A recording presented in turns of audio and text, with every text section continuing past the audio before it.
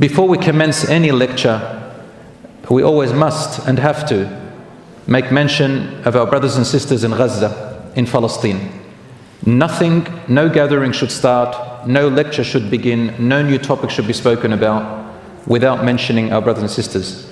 And no gathering should finish without dua for them. Even if you recite Quran, or even after your salah, it continues. Brothers and sisters, one thing I want to say, our brothers and sisters are still going through enormous, horrible atrocities, especially the children. And I know that you've all seen enough of it, and it's never enough. You're seeing too much of it, so you know what's going on. And some of the highlights that I want to mention here, and I'm talking not only to Muslims, I'm talking to Muslims and non-Muslims, I'm talking to the world. You don't really need a religion to tell you that injustice is wrong. Religion, for us, Islam, just gives it more meaning to stand up for justice against injustice, because we connect it to the hereafter as well. But any human being is born with this natural disposition. We call it in Islam fitra. As soon as you see a baby that has lost their mum and dad, a child that's looking for food and they see a dummy hanging on their neck and they try to suckle from the dummy thinking it's food, another baby that looks like an old man because of stress and worry, and other children ripped apart, mothers who were left without families and husbands left and lost all their children and wife and families being torn apart. We don't need to give a lecture about it. The fitrah, the natural human being, his or her heart reacts, unless there is a sickening sickness in this person's heart. And truly there are these types of people. Allah subhanahu wa ta'ala does say it in the Quran in Surah Al-Baqarah, when He is referring to the children of Israel at the time of Moses, when they kept telling him who killed the guy, and he said slaughter a cow, and they wouldn't settle for a simple answer. Of course, not all the children of Israel among them. And in the end, they still weren't satisfied. And Allah says, among them, their hearts became so hardened, like rocks. Then Allah says, oh, but even more than rocks. For among rocks, Allah says this in the Quran, فَهِيَ كَالْحِجَارَةِ their hearts became like rocks, some of these people. أَوْ أَشَدُّ قَسْوَةً Allah says, oh no, but even harder than rocks. وَإِنَّ مِنَ الْحِجَارَةِ لَمَا يَتَفَجَّرُ مِنْهُ الْأَنْهَارِ Because some rocks, rivers and water have gushed out of them, even hard rocks. And Allah says in the Quran, وَمَا اللَّهُ بِغَافِلٍ عَمَّا يَعْمَلُونَ Allah is not unaware of what they are doing.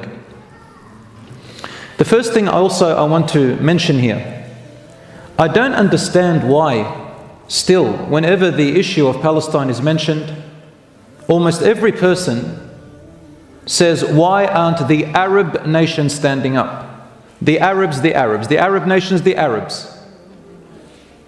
Whoever made this an Arab issue? It is not an Arab issue, it's an issue of justice. They just happen to be Arabs. Whoever is doing this has turned into an ethnic Arab versus Jew thing. It's not. This is a whole world thing. Muslim, non-Muslim, doesn't matter who they are, Arab, non-Arab. Even among the Jews are crying when they see these atrocities, those who have a heart. It's gone beyond measure. It's an issue of justice for the world. And I have hope, alhamdulillah, the world is changing. Man, you cannot mess with this new generation, this Gen Z generation, millennials. They will destroy you mentally, and they have the power with social media, mashallah. The ideas they come up with puts pressure. So it's not an Arab thing. It's an issue of oppression and justice, which affects everybody. That's number one. Number two, I still hear people asking the wrong question. Where is God in all of this? Why doesn't God?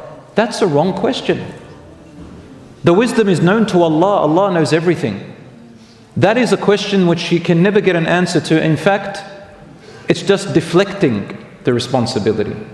Allah already knows, and He will put a responsibility on us. He put a responsibility on people in power. They can oppress or they can do justice. And there are others who counter it. The question should be, what powers and abilities that Allah has given me? What can I do within my little capacity? Is it a dua? Is it awareness? Is it something on social media? Within wisdom, of course, and knowledge, not just haphazard emotional reactions. That's the weakest thing. So brothers and sisters, change the question and trust in Allah subhanahu wa ta'ala. Keep the awareness going. I am all for dua, social media awareness, speaking out, writing, protesting. I'm not usually for protesting.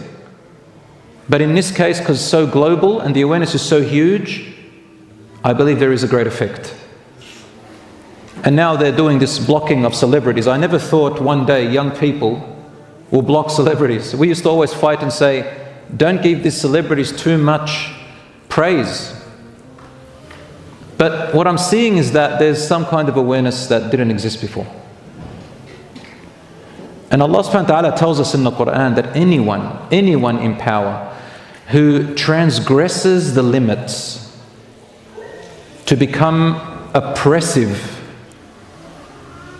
soon their end comes and someone else replaces them. Anyone, regardless of what religion you are, even Muslim. Allah says in the Quran, وَتِلْكَ الْقُرَىٰ أَهْلَكْنَاهُمْ لَمَّا ظَلَمُوا وَجَعَلْنَا لِمَهْلِكِهِمْ مَوْعِدًا. Such were the examples of other civilizations. We destroyed them when they oppressed. Their oppression went beyond all bounds for a long time. وَجَعَلْنَا لِمَهْلِكِهِمْ مَوْعِدًا. We did not destroy them immediately, but we made an appointed time. We gave them time for an appointed time. Our scholars say, إِنَّ اللَّهَ يُمْهِلُ وَلَا يُهْمِلُ. Allah gives people time, but He is not neglectful. My brothers and sisters, let us make dua for our brothers and sisters in Gaza, especially now in Rafah.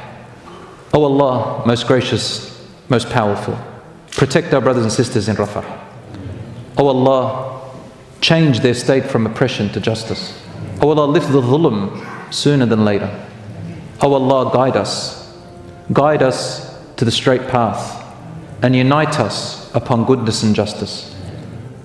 We ask Allah subhanahu wa ta'ala to forgive our shortcomings.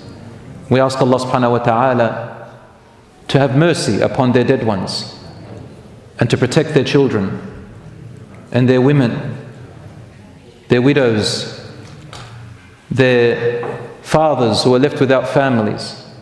We ask Allah subhanahu wa ta'ala to make their children awaiting for them at the fountain of Rasulullah sallallahu alaihi wasallam and at the doors of Jannah.